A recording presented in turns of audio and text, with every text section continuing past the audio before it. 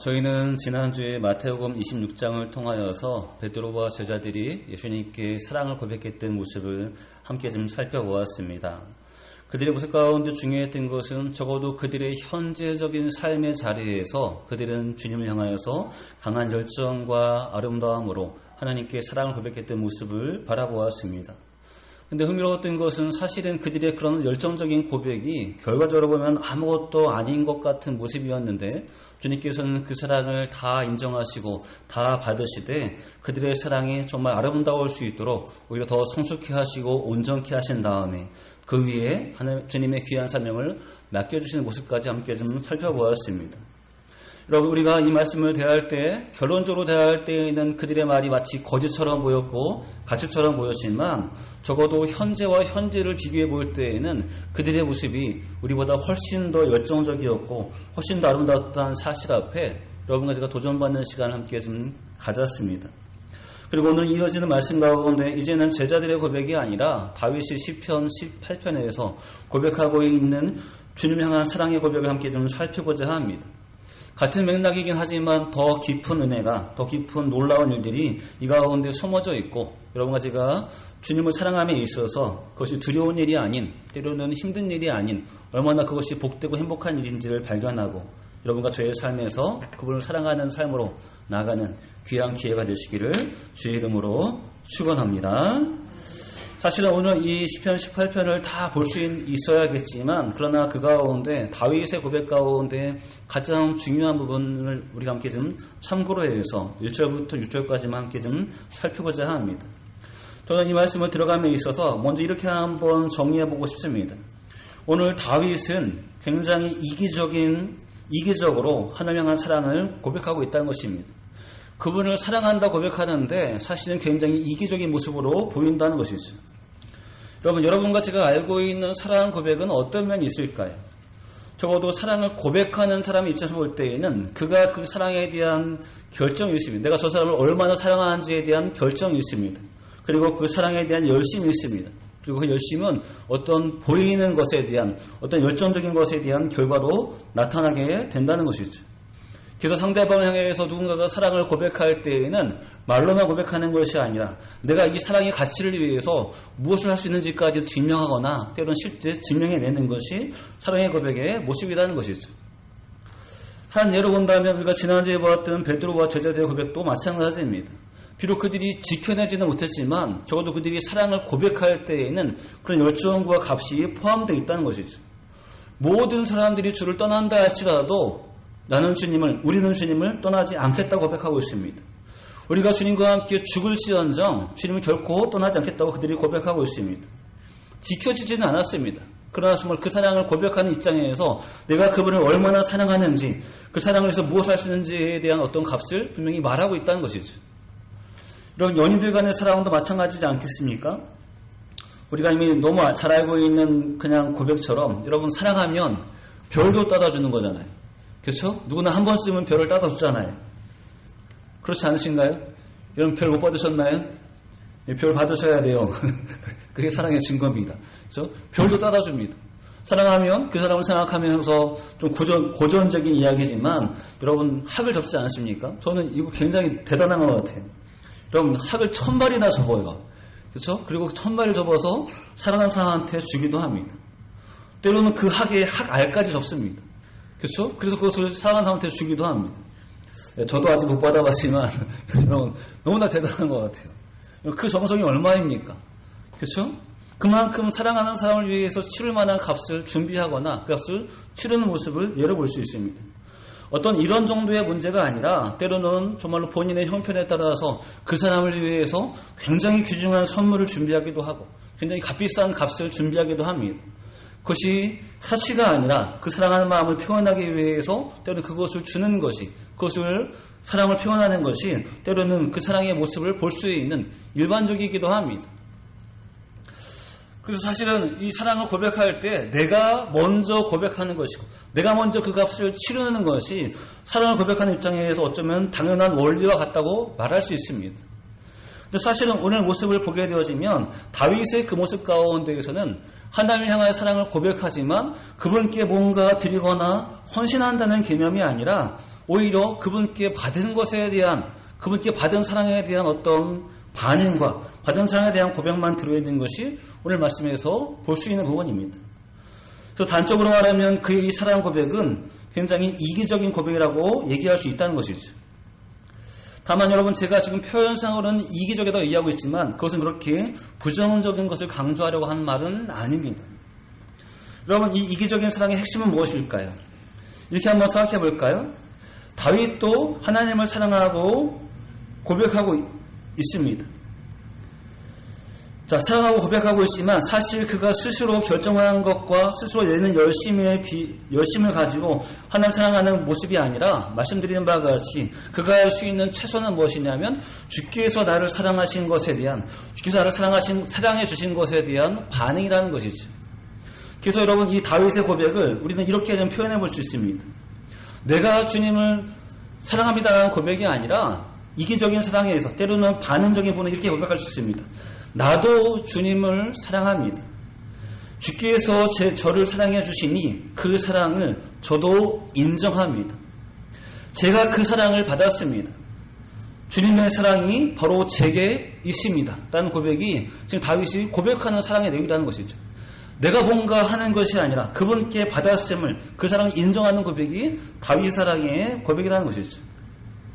그래서 이런 고백을 좀 우리가 지금 표현할 때, 이런 고백을 말할 때 때로는 이 말을 좋게 말하면 소극적인 사랑 고백이겠죠. 사랑은 결국 혼자 하는 것이 아니라 양편이 사랑하는 것인데 결국은 이 사랑의 모습을 다윗의 볼 때에는 해주는 어떤 적극적인 사랑이 아니라 받아들이는 소극적인 모습처럼 보입니다. 그리고 좀 전에 표현한 것과 같이 좀 더 우리가 말씀의 이해를 위해서 좀 부정적으로 표현한다면 이것은 곧 이기적인 사랑처럼 보인다는 것이죠. 자, 그러면 왜 다윗은 이렇게 하나님 앞에 이기적으로 나갈까요? 이렇게 하나님께 드리는 사랑이 아니라 이렇게 하나님께 받는 사랑을 고백하는 정도로 끝낼까요? 누가 도대체 다윗을 이렇게 만들었을까요? 가만히 살펴보면 다윗을 이렇게 만든 것은 그의 욕심과 그의 탐심이 아니라 바로 하나님께서 그를 이렇게 만드셨다는 사실입니다. 그는 분명히 이기적인 사랑을 고백하고 있고 표현하고 있지만 사실은 그게 그렇게 부정적인 것은 아닙니다. 한번 생각해 보실까요? 여러분, 하나님을 향한 다윗의 사랑과 다윗을 향한 하나님의 사랑과 그 값을 우리가 함께 비교해 본다면 누구의 사랑이 더 클까요? 하나님이 다윗을 사랑하는 값과 다윗이 하나님을 사랑하는 값 중에 도대체 누구의 사랑이 더 클까요? 더 클까요? 여러분, 주관적으로 얘기할 때는 나는 분명히 하나님을 사랑한다고 고백할 수 있겠죠? 그러나 그 수치를 객관적으로 표현한다면 다윗이 하나님을 사랑하는 것보다 하나님께서 다윗을 사랑하는 것이 훨씬 더 그 값이 크다는 것이죠. 얼마나 크냐면 다윗의 사랑이 아무것도 아닌 것처럼 보여질 만큼, 다윗의 사랑이 아무것도 아닌 것처럼 여겨질 만큼 그분의 사랑이 너무나 크다는 것이죠. 여러분, 지금 다윗은 그것을 보고 있습니다. 내가 주님을 사랑하지 않겠다는 것이 아니라 나도 그분을 사랑하지만 내가 그분을 사랑하는 것에 비해서 내가 받은 그 사랑이 훨씬 더 크다는 것이죠. 여러분, 이런 환경 가운데 다윗이 이 모든 사랑을 부인하고 내가 주님을 사랑하는 것에 대한 것을 강조하는 것이 중요할까요? 그것이 그렇게 의미가 있을까요? 사실은 별로 의미가 없다는 것이죠. 둘이 하나 되어지고 둘이 함께 연합되어지고 함께 같은 길을 가는 것 가운데 그 사랑의 긴 길 가운데 중요한 것은 사실은 크게 보면 누가 더 사랑하는가 중요한 것이 아닙니다. 우리가 서로가 서로를 사랑하고 있고 서로가 하나 되고 있다는 것이 더 중요한 맥락입니다. 그래서 다윗은 분명히 그분의 사랑을 고백하고 있지만 그러나 그것을 드러내고 보면 내 사랑은 아무것도 아니고 그가 받은 사랑이 훨씬 더 크기 때문에 그가 할 수 있는 진짜 고백은 무엇이냐면 내가 주님을 사랑한다는 고백보다도 내가 주님의 사랑을 받고 있습니다라는 고백이 더 실질적인 고백이라는 것이죠. 그러므로 주님, 지금 이 다윗의 이 이기적인 모습은 그가 그 안에 있는 탐심이 만들어낸 결과가 아니라 하나님께서 만들어낸 결과라는 것이죠.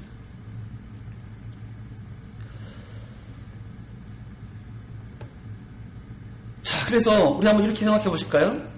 여러분, 예를 들어서 우리가 좀 비교되는 예인 한번 볼까요?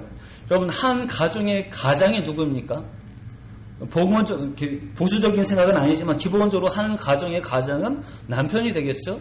그렇죠? 꼭 아내가 직장생활 하면 안 된다는 말이 아니라 기본적으로 남편이 가정을 책임지는 것이 기본적인 부분입니다. 여러분, 그래서 한 가정의 가장은 기본적으로 남편입니다.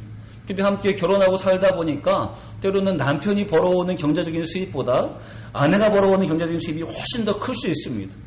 남편은 그냥 직장생활 하지만 아내는 어떤 사업체를 운영하거나 장사를 해서 훨씬 더 많은 어떤 경제적인 이득을 취할 수 있습니다. 그래서 사실은 처음에는 남편이 가장이었지만 그러나 이제 그 상황을 더 볼 때 이제 가정의 실제적인 가장은 마치 아내일 수 있다는 것이죠. 그런 개념에서 개념이 바뀝니다. 마찬가지로 지금 다윗의 모습도 마찬가지라는 것이죠. 그가 주를 사랑하지 않는 것이 아니라 그의 이 사랑의 관점에서 하나님의 사랑이 그를 지배하고 있고 그 가운데 거하고 있음을 그가 이렇게 고백한다는 것이죠. 여러분, 이것은 다윗만 받은 사랑의 모습이 아닙니다. 이 사랑의 모습은 결국 여러분과 저의 삶도 별반 다르지 않습니다. 우리가 주를 사랑하지 않으려고 한 것도 아니고 사랑하지 않는 것도 아니지만 중요한 것은 여러분과 저의 삶 가운데 내가 주님께 드리는 그 사랑의 고백보다 사실은 우리가 받은 그 사랑이 훨씬 더 크고 훨씬 더 놀랍다는 것이죠. 이것은 단순히 말의 고백이 아닙니다. 설명으로 나오는 것이 아닙니다. 이제 그 실제적인 부분을 이 다윗이 말하는 이 이기적인 사랑의 실체가 왜 형성되었는지 그 고백이 무슨 내용인지에 대해서 오늘 우리가 읽은 본문에서 좀 더 구체적으로 표현되고 있습니다. 한번 이렇게 생각해 볼까요? 여러분, 다윗이 오늘 고백하는 시편 18편은 이런 배경이 갖고 있습니다. 그가 왕으로 세움받았을 때 바로 그때를 기준으로 지금까지 인도하신 그 하나님께 감사하면서 왕으로 세움받은 그 시점에서 하나님께 감사하고 찬양하는 시가 시편 18편의 시입니다. 그래서 왕으로 오래 살다가 보니까 괜히 감사해서 찬양하는 것이 아니라 이제 모든 고생의 연단을 끝내고 왕으로 세움받은 그 시점에서 하나님께서 나를 사랑하셨음을 고백하는 것이 시편 18편의 고백입니다. 그럼 한번 이렇게 생각해 보실까요? 자, 다윗이 왕이 되기 전에 지금까지 살아오는 그 시간 가운데 그가 하나님께 고백했던 사랑은 어떤 모습이었을까요? 왕이 된 이후부터가 아니라 지금 왕이 되기까지 그동안 살아가면서 그가 하나님을 사랑했던 그 사랑의 고백들은 어떤 모양과 어떤 형태가 있었을까요? 그가 양치기일 때가 있었고 사울의 신하이며 사위일 때가 있었고 때로는 사울에게 쫓겨다닐 때가 있었습니다. 다 왕이 되기 전의 시점이죠. 그는 하나님을 어떤 모습으로 사랑했을까요? 때로는 양치기일 때에는 들판에서 마음껏 주님께 악기를 연주하면서 찬양할 때도 있었겠지만 그러나 그 이후의 시기 가운데 그가 하나님을 사랑하지만 그 사랑을 표현하는 것들은 그렇게 많지 않았을 것입니다. 마음 놓고 번제를 드리기도 마음 놓고 감사를 드리기도 어떤 큰 물질과 헌신을 하나님께 올려드리기도 녹록치 않은 상황과 않은 형편이었습니다. 그럴 마음이 없었던 것이 아니라 그런 마음이 가득했다 하더라도 실제 주님께 드릴 수 있는 상황이 별로 없었다는 것이죠. 그럼 가만히 돌아보면 다윗의 그 사랑을 우리가 절대 거짓이라고 말할 수 없겠지만 그러나 그 오랜 시간 동안에 그 하나님께 드렸던 그 사랑의 내용들은 사실은 별로 없습니다. 찬양과 감사와 기도 이외에 어떤 주 앞에 드렸던 어떤 실제적인 큰 값들은 별로 없다는 것이죠. 자, 그러면 반대로 다윗이 왕이 되기 전까지 하나님께서 그에게 베풀어 주신 그 사랑의 증거들은 어떤 것들이 있었을까요? 하나님은 그를 어떻게 사랑해 줬을까요?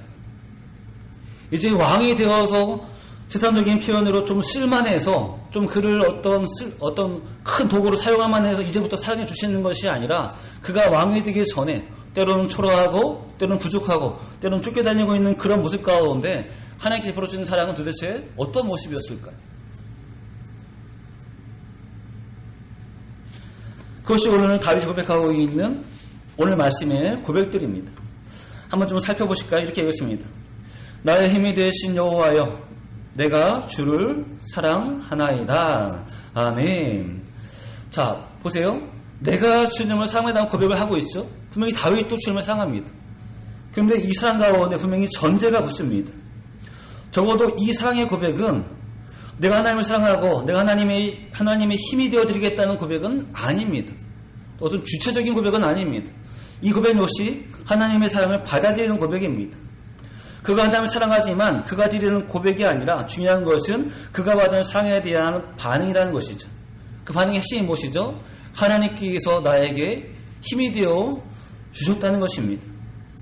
하나님께서 나를 사랑하여 주셔서 내가 어려울 때, 내가 힘들 때 하나님이 나한테 늘 힘이 되었다는 사실을 이렇게 고백하고 있습니다. 이것을 말로 표현하면 이러지 않을까요? 하나님이 저를 늘 사랑해 주셨고 늘 저에게 힘이 되어 주셨습니다. 그래서 저는 힘들 때마다 하나님의 사랑을 실감할 수 있었고 다시 힘내어 일어설 수 있었습니다라는 고백이 오늘 1절의 고백입니다. 그렇죠? 그분을 사랑하지만 내가 드리는 고백이 아니라 받은 것에 대한 반응입니다. 그러면 도대체 힘이 되어 주셨다는 것은 어떻게 풀어볼 수 있을까요? 그것이 2절과 같은 고백이지 않을까요? 우리 한번 2절 말씀 한번 읽어줄까요? 2절 말씀 읽습니다. 시작.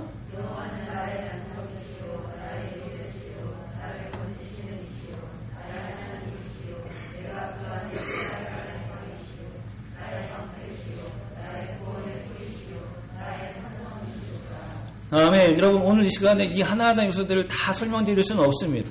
그렇죠? 그러나 중요한 것은 이것들을 다 묶으면 여러분 하나님께서 나에게 힘이 되어줬다는 고백이겠죠? 그러면 이 2절의 말씀이 가장 잘 어울리는 상황이 언제일까요? 도대체 언제 요새가 필요하고 언제 피난처가 필요하고 언제 방패가 필요하고 언제 구원의 뿔이 필요할까요? 언제 이런 상황이 꼭 필요할까요? 가장 대표적으로 전쟁터이지 않을까요? 당장 화살 하나에 당장 칼 한 번에 휘두름에 죽을 수 있는 그 전쟁터에서 하나님께서 방패가 되지 않으시면 죽을 수밖에 없는 인생이 다윗의 인생이었습니다. 때로는 도망자일 때지 않을까요? 견고한 성 가운데 있는 게 아니라 어디로 갈지 몰라 헤매고 있는 광야에서 피난 다니고 있는 그 다윗에게 정말 견고한 성과 같은 피할 바위 같은 분이 하나님이셔야 되지 않을까요? 여러분 되돌아보면 무엇을 얘기할 수 있냐면 그는 지금 왕이 된 시점에서 이렇게 고백하고 있지만 지금 이 고백 가운데 핵심이 무엇이냐면 내가 가장 어려울 때, 내가 가장 위험할 때, 내가 가장 두려울 때 하나님은 나에게 다가오셨다는 것입니다. 그리고 이 다가오심의 핵심이 무엇이냐면 하나님의 사랑의 표현이었다는 것이죠. 그냥 의미 없이 도와주시는 것이 아니라 그분께서 나를 사랑하셨기 때문에 가장 위험할 때, 가장 두려울 때, 가장 어려울 때 그 모든 것들을 넘어설 수 있는 분이 되셨음을 그가 이렇게 고백하고 있습니다. 여러분 이 말을 한마디로 얘기한다면 이렇게 얘기할 수 있지 않을까요? 하나님 오늘 내가 왕이 되고 있습니다.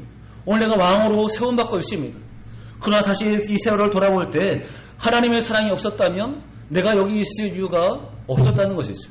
하나님이 그 사랑으로 나를 보호하지 않으셨다면 나를 경고케 하지 않으셨다면 나의 적들로부터 나를 피하게 하지 않으셨다면 내가 이 자리에 있을 수 없다는 것이 지금 다윗이 고백하는 사랑의 고백입니다. 그의 인생의 어떤 순간만큼 어떤 시대만큼 고백하는 것이 아니라 결국은 지금까지 살아왔던 그 모든 시간들 그 모든 내용들을 채우고 있는 것은 무엇이냐면 내가 주님께 드리는 어떤 사랑과 헌신의 고백이 아니라 내가 주님께 받았던 그 모든 사랑의 흔적이 나를 만들고 있음을 고백하는 것이 지금 다윗이 고백하고 있는 내용들입니다. 여러분 이와 더불어 그가 한 번 더 고백하는 것은 3절부터 6절의 고백입니다.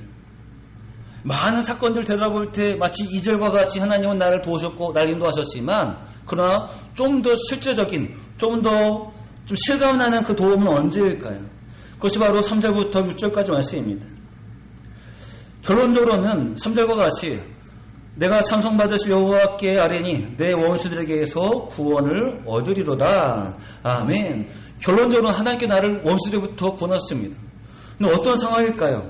마치 4절과 5절의 상황입니다. 사망의 줄이 나를 얽고 그리고 불의의 창수가 나를 두렵게 했으며 세월의 줄이 나를 누르고 사망의 얼마가 내게 이르렀도다습니다. 지금 현재 죽을 뻔한 위기에 있습니다. 현재 죽을 상황에 있습니다. 사망의 얼마가 내 목에 지금 걸려 있습니다. 이대로 놔둔다면 그대로 죽어야 되는 상황입니다. 자, 그럴 때 다윗이 취했던 일들이 무엇입니까? 6절이지 않을까요? 내가 환난 중에서 여호와께 아뢰며 나의 하나님께 부르짖었더니 그가 그의 성전에서 내 소리를 들으시며 그의 앞에서 나의 부르짖음이 그의 귀에 들렸도다. 아멘. 여러분 굉장히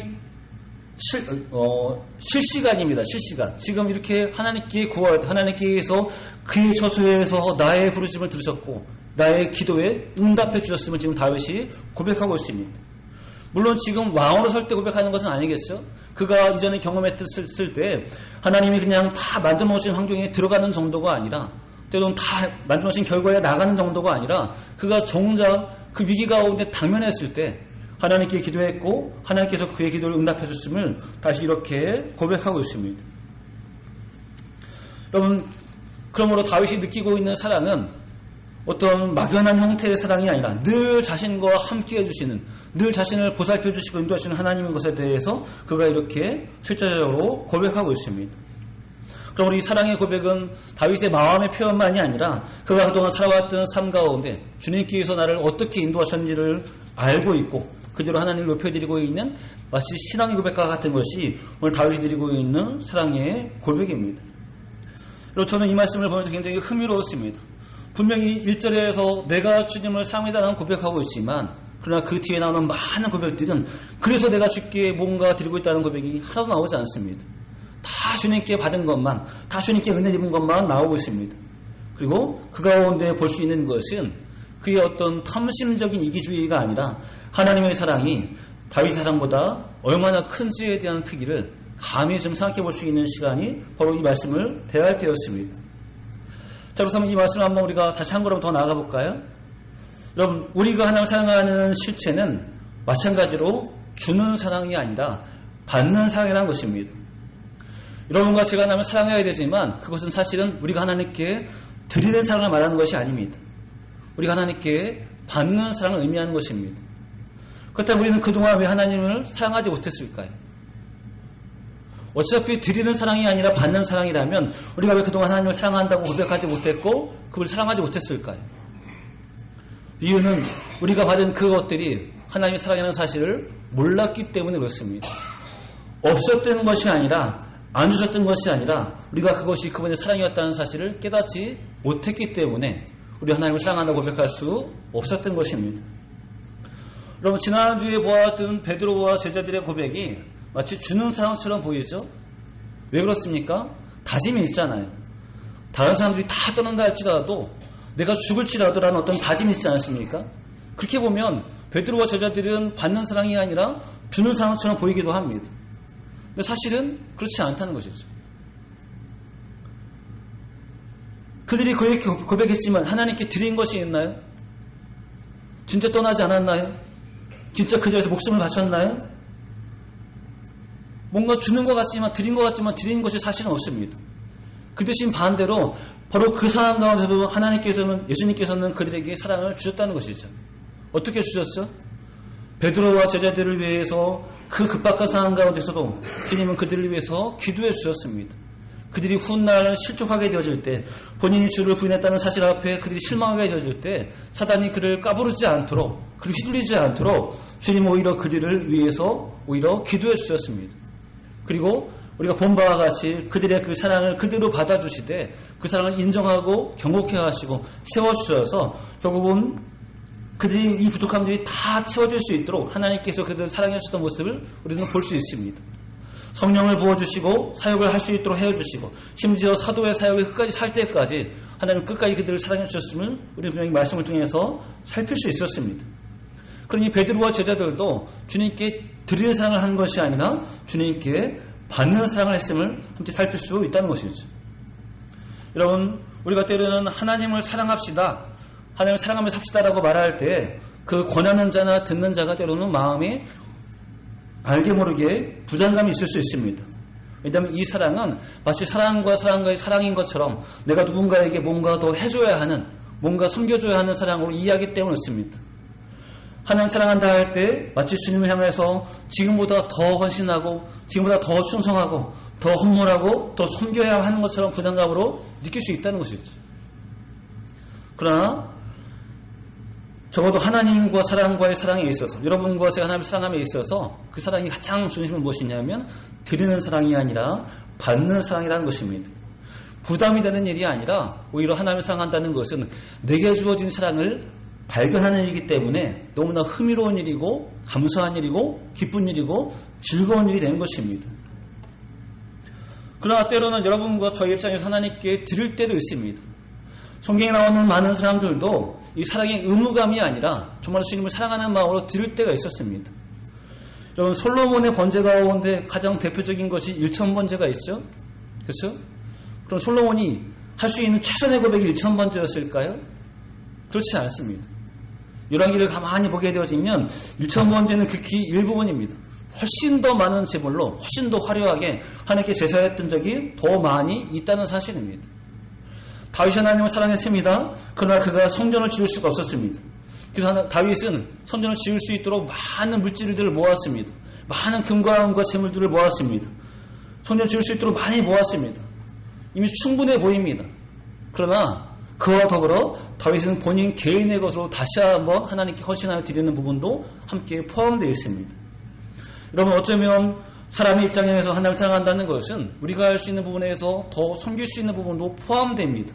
그러나 여러분과 제가 솔로몬처럼 번제한다 할지라도, 여러분과 제가 다윗처럼 하나님께 많이 드린다 할지라도 원리는 바뀌지 않습니다. 더 많이 드렸기 때문에 이제 우리가 주님을 사랑하는 주체가 되는 것이 아니라, 그리고 변함없이 여러분과 저는 하나님의 사랑을 받는 간접적인 당사자가 되어지는 것입니다. 왜냐하면 내가 드리는 것이 무엇이라 할지라도 그보다 더 큰 사랑이 여러분과 저를 지배하기 때문에 그렇습니다.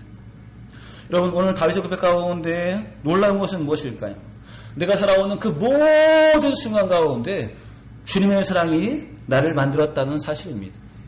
내가 여기 있기까지 정말 요령 있게 재주 좋게 잘 살아냈기 때문에 있었던 것이 아니라, 결국은 내가 여기 있는 그 이유는 무엇이냐면 하나님께서 늘 변함없이 나의 그 모든 것들을 책임져 주시고 모든 상 가운데 함께 해주셨기 때문에 내가 여기 있다는 고백을 하고 있습니다.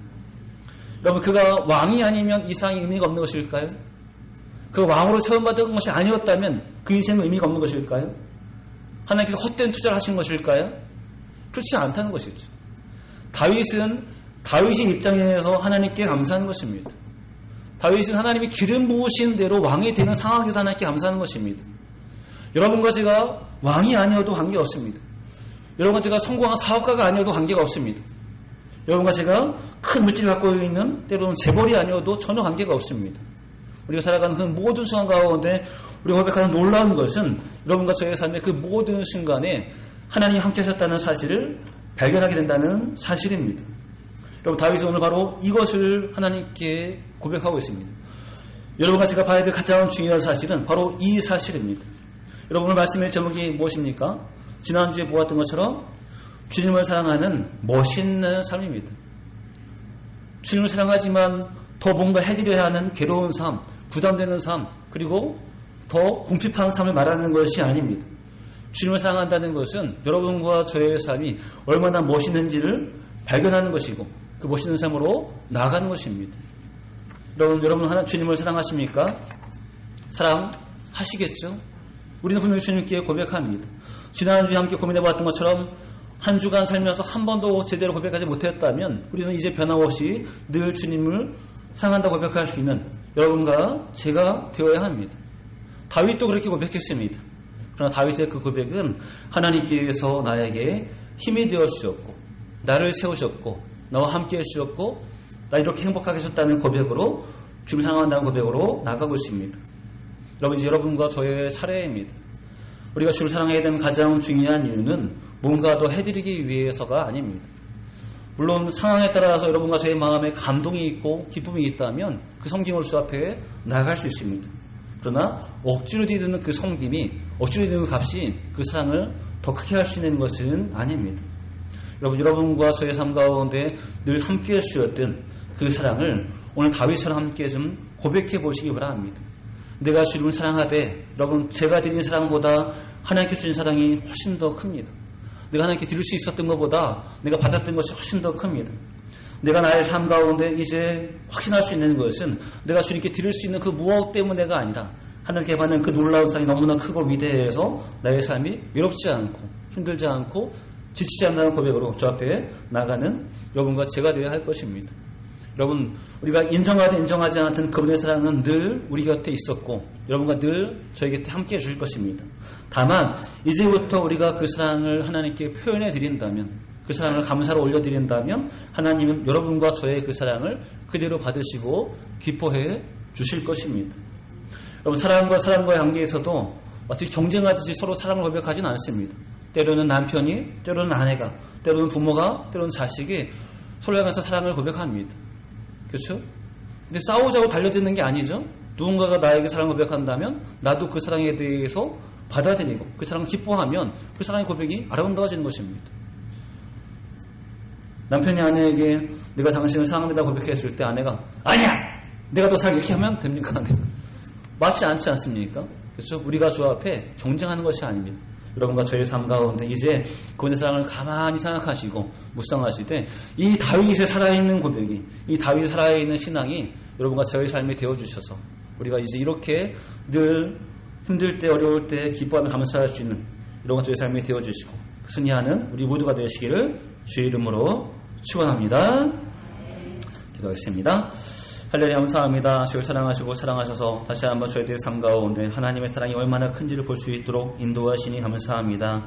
주님을 사랑하는 삶이라 저희들의 삶 가운데 또 다른 짐을 지고 또 다른 헌신을 지고 또 다른 헌물을 드려야 하는 짐으로 생각하지 아니할 수 있도록 인도하여 주옵소서. 오늘 다윗이 고백하는 사랑은 하나님께서 자신의 인생 가운데 그 모든 순간과 그 모든 때에 힘이 되었었고 능력이 되었으며 보호하셨음을 고백하는 신앙입니다. 하나님 그것이 그의 삶이 얼마나 아름다웠는지 얼마나 그의 삶이 위로를 받았는지에 대해 고백하는 그 신앙의 위로를 볼 수 있도록 인도하여 주옵소서. 저희가 저희 삶 가운데 주의 사랑을 변함없이 받았습니다. 변함없이 누렸습니다. 그러나 우리가 그동안 고백하지 못했던 것은 이것이 주님의 사랑이었다는 사실을 몰랐고 한지 이렇게 사랑하셨다는 사실을 깨닫지 못했기 때문에 그렇습니다. 저는 이제부터 저희들의 삶이 다윗과 같이 주님을 사랑하는 고백으로 나가게 하시고 비록 주체적인 사랑의 고백은 아니라 할지라도 그 사랑을 인정하고 받아들이며 그 사랑 가운데 감사하며 그 사랑 가운데 감격할 수 있는 우리 모두가 될 수 있도록 인도하여 주옵소서. 이제 우리에게 두려운 일이 있다 할지라도 어려운 일이 있다 할지라도 우리가 겁내지 아니하는 가장 중요한 이유는 나의 개인의 능력과 지혜가 있음이 아니라 하나님께서 우리 사랑하심에 대해서 인정하게 하시고 그 사랑 기대할 수 있는 믿음의 사람 될 수 있도록 인도하여 주옵소서. 또 나가는 그 모든 삶 가운데 정말로 주님 사랑에 덧입어서 승리하는 저희 모든 손 될 수 있도록 힘과 능력을 더하여 주옵소서. 감사드리고 영광을 드리오며 예수님의 이름으로 기도합니다. 아멘.